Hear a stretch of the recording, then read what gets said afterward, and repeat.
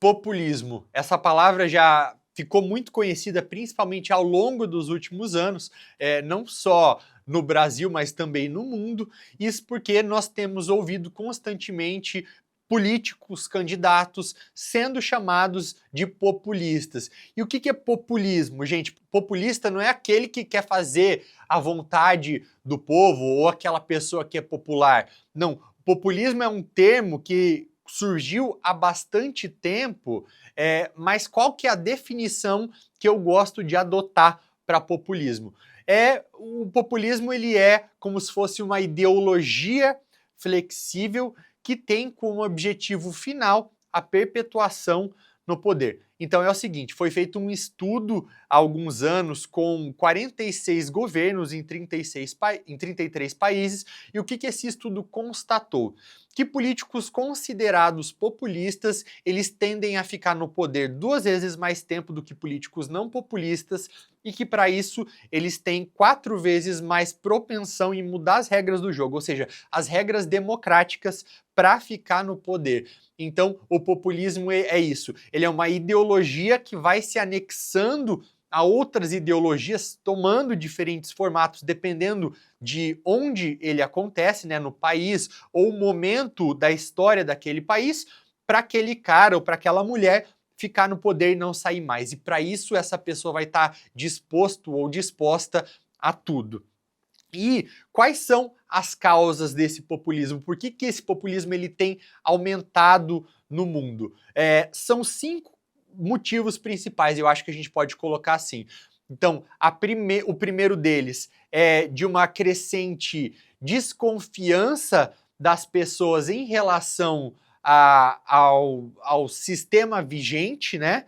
O segundo é aquela sensação, que é um pouco do que eu falei no módulo anterior sobre democracia. Então, as pessoas elas têm uma sensação de que o modo de vida delas, de que o mundo que elas conhecem está sendo destruído, então acabam comprando o discurso desses populistas. O terceiro é um aumento da desigualdade no mundo como um todo. Por quê? Porque o populismo ele sempre vai achar um culpado para os problemas da sociedade. Então, quando as pessoas sentem que elas estão sendo deixadas para trás, que a vida de todo mundo está melhorando e a delas não, e aparece alguém dando soluções simples para problemas complexos, é uma maneira de você também aumentar o populismo. O quarto motivo é um desalinhamento que a gente tem observado das pessoas em relação aos partidos políticos tradicionais.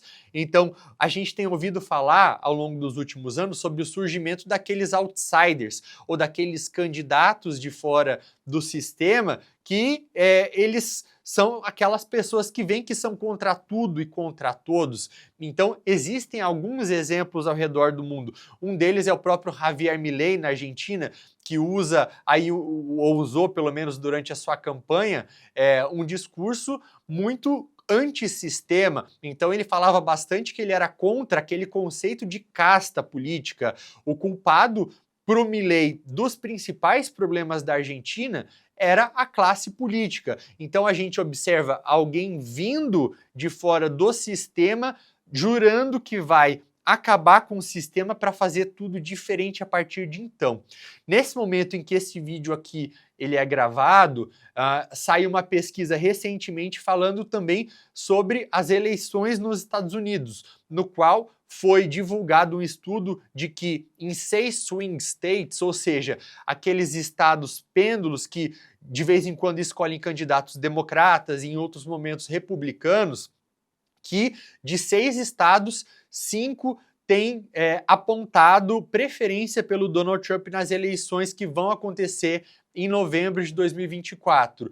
E um dos motivos é uma revolta muito grande da população em relação ao sistema. E o Donald Trump ele tem também esse discurso de ser contra a classe política, contra o sistema, de querer acabar com tudo e começar a construir tudo do zero, e é algo que vira e mexe a gente observa também no Brasil. Então, desalinhamento da população com os partidos políticos tradicionais, porque essas pessoas não se sentem mais representadas.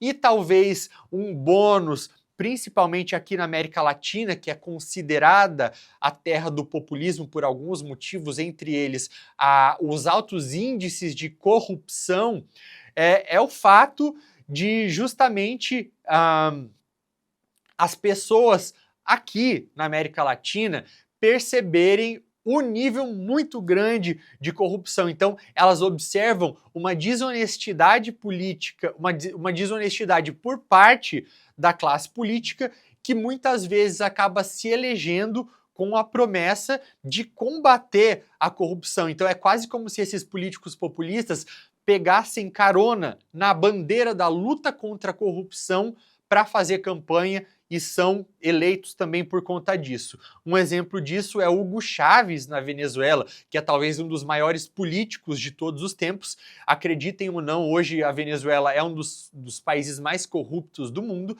mas quando Hugo Chávez foi eleito na Venezuela, ele tinha como uma das promessas principais acabar com a corrupção naquele país. Aqui no Brasil, recentemente na nossa história, a gente viu também, em 2018, o ex-presidente Jair Bolsonaro, que é sim considerado um político populista, ele fez uma campanha baseada e pegando carona na Operação Lava Jato, que é talvez aí uma das maiores operações contra a corrupção da história do Brasil. Então, isso tem sim sido explorado, essas pessoas chegam no poder e a história tem mostrado que elas não acabam com a corrupção, mas tem muitas vezes intensificado a própria corrupção.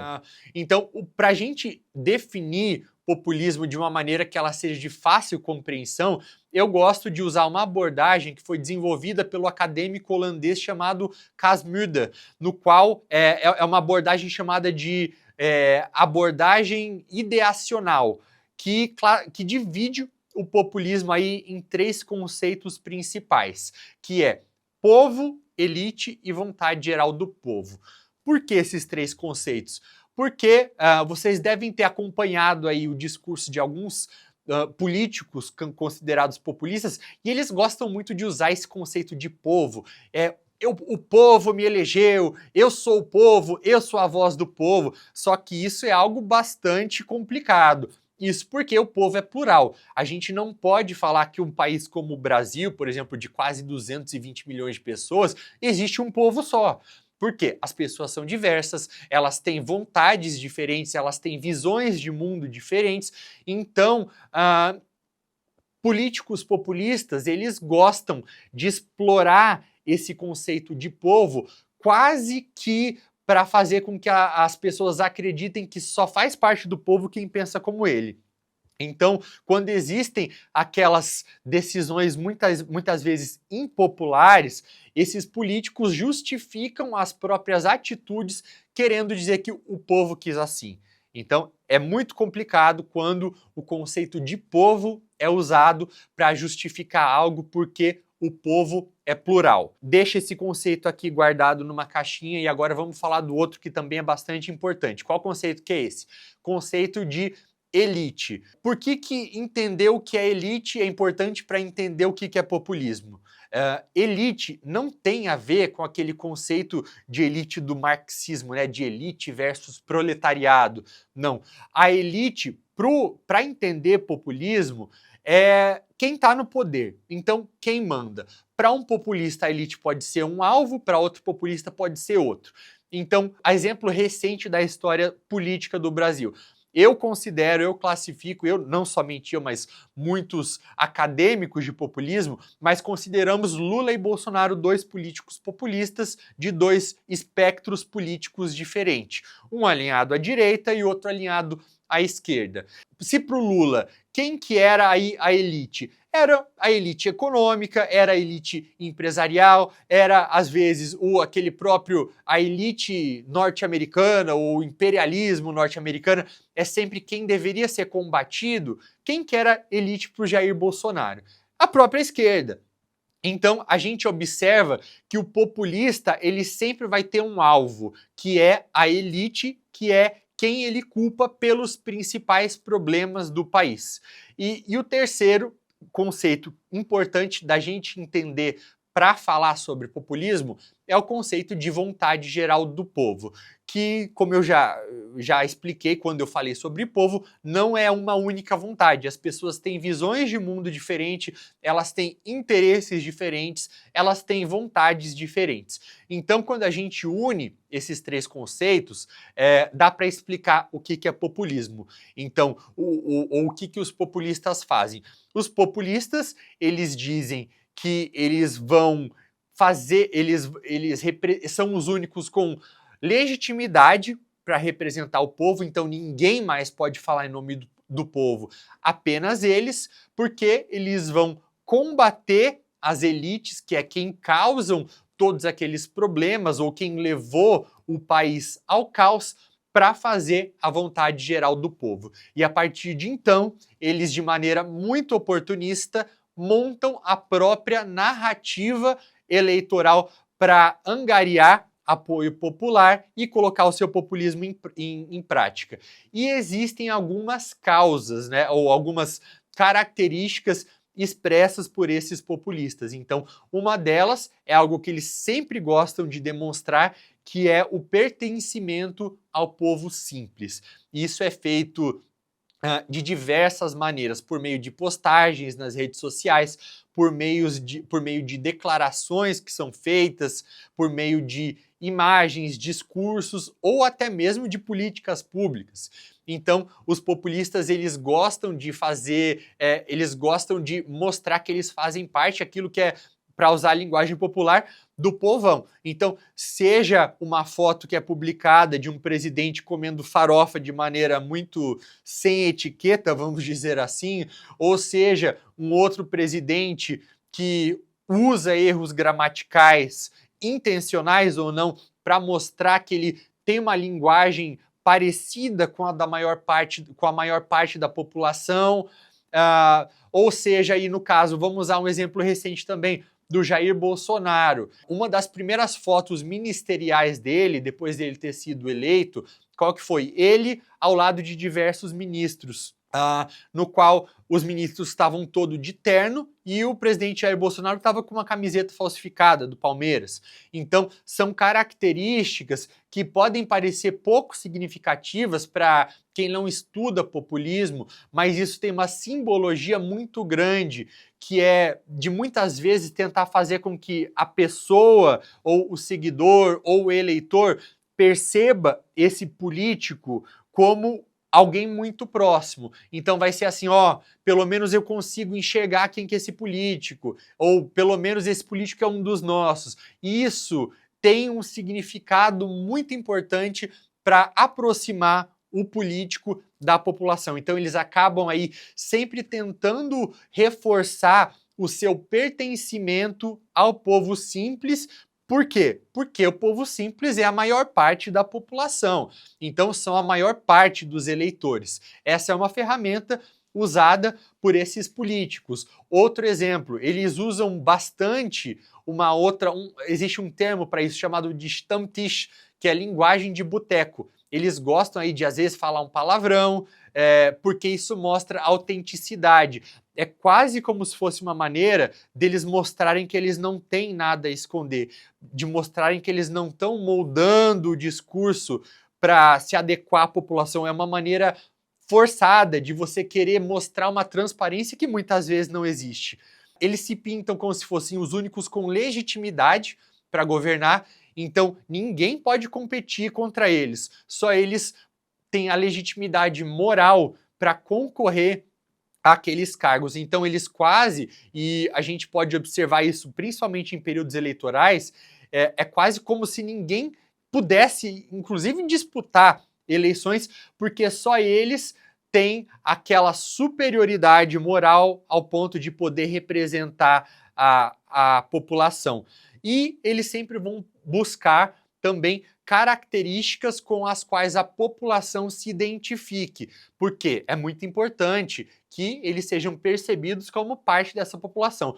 Então a gente jamais vai ver aqui no Brasil, que é um país de maioria cristã, por exemplo, um político populista que seja, por exemplo, muçulmano. Ele vai sempre apelar para aquelas características predominantes daquela população.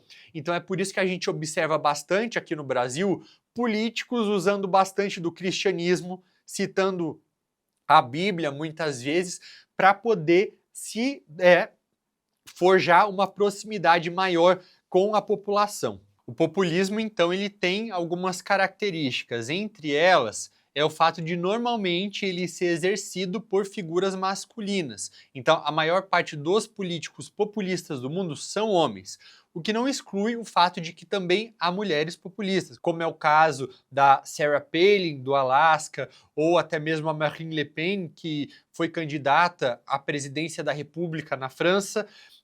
E existem dois tipos de lideranças populistas. Uma delas é lideranças personalistas, ou seja, que estão na forma de uma pessoa, de uma única figura, que é o caso de, por exemplo, um presidente. Isso acontece mais em sistemas presidencialistas, e também existe o populismo que está aí entranhado ou representado por movimentos. Isso acontece mais em sistemas parlamentaristas.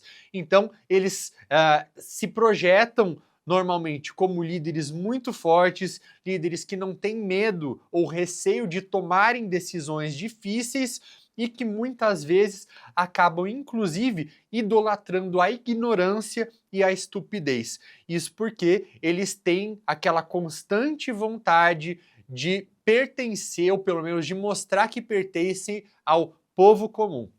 E como que isso é feito? É buscando soluções muito simples para problemas que são complexos. Eles fazem isso, então, por meio de mostrar coragem ao tomarem essas decisões, por meio da linguagem, por meio do machismo. Eles têm uma característica de se colocarem também, mesmo que às vezes de maneira sutil, tá? Mas anti-instituições.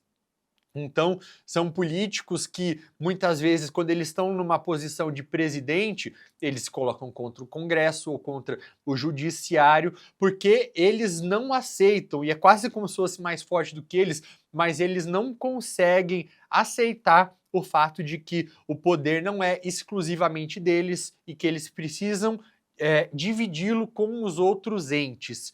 E eles praticam também, muitas vezes, o clientelismo em massa. O que é o clientelismo? É a troca de apoio político por bens materiais com a população. Então, vou dar um exemplo dos Estados Unidos, por exemplo. Durante a pandemia, foram feitos os stimulus checks, que eram como se fossem os auxílios emergenciais. O que aconteceu? Foram impressos como se fossem os vouchers, né? E o governo Trump mandou recolher esses vouchers para que esses vouchers fossem reentregues à população com a sua própria assinatura. Então, para que quando aquela pessoa necessitada pegasse aquele voucher na mão, ela enxergaria ali a assinatura do presidente do país. Então é quase como se eles estivessem comprando o apoio. Muitos programas sociais são muito necessários o tempo inteiro, assim, né? Em países como o Brasil, um país que tem a desigualdade que o Brasil tem.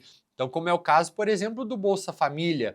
Porém, dependendo da maneira como esses programas são divulgados ou organizados, eles podem sim ser caracterizados como maneiras de você exercer o clientelismo em massa, quando eles tentam, de maneira exagerada e desnecessária, atrelar a imagem daquele político que ajuda na implementação desses programas, né, ao programa em si. Então, a gente tem que lembrar sempre que quem banca muitas vezes é a própria população por meio dos seus impostos. Então, isso precisa ficar muito claro, precisa ficar claro que essas pessoas usam do clientelismo para tentar permanecer no poder. E o populismo tem algumas consequências para a sociedade, que são a erosão democrática, o colapso democrático e a repressão. Qual que é a diferença entre os três? A erosão democrática é quando as regras do funcionamento da democracia daquele país começam a ser alteradas, então quando os sistemas eleitorais passam a ser atacados, quando instituições são atacadas, quando um poder é colocado contra o outro, quando as regras do jogo começam a ser mudadas para você favorecer quem está no poder, aí vem um colapso democrático no qual as instituições são ainda mais enfraquecidas e aí dificilmente o país ele consegue se recuperar, ainda há chance para se salvar a democracia, mas com mais dificuldade, e a repressão é quando o país basicamente ele se torna uma ditadura, onde aquelas liberdades civis foram completamente reprimidas, foram suprimidas, então ela já não existe mais, a população não pode mais falar aquilo que ela pensa, as eleições não são mais limpas, não são mais livres, dificilmente existe uma oposição, quando ela existe ela é meramente simbólica. Então, isso a gente tem observado acontecer em países onde o populismo tomou conta. O populismo se torna muito perigoso nos momentos nos quais novas constituições são aprovadas. E isso é algo que políticos populistas gostam bastante de fazer, que é aprovar constituições que têm a sua cara. Constituições que muitas vezes acabam com o limite de reeleição.